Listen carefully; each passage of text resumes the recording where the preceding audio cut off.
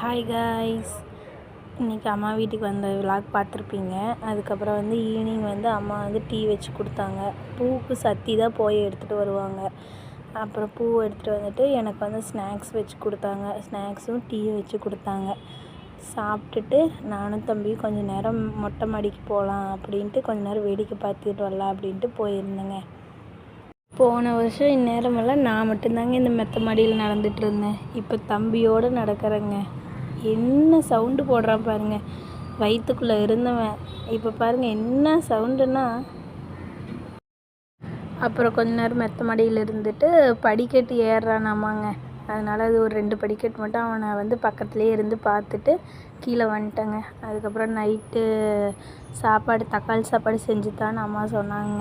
அதனால் அவங்களுக்காக தக்காளி சாப்பாடு என்னோடய ஸ்டைலில் செஞ்சுட்டு இருந்தேங்க. அவங்களுக்கு சாப்பாடு செஞ்சு வச்சுட்டு நான் ஃபஸ்ட்டு சாப்பிட்டேங்க. அம்மா அப்புறம் சாப்பிட்டுக்கிறேன் மாலை கட்டிட்டு அப்படின்னு மாலை கட்டிகிட்டு இருந்தாங்க.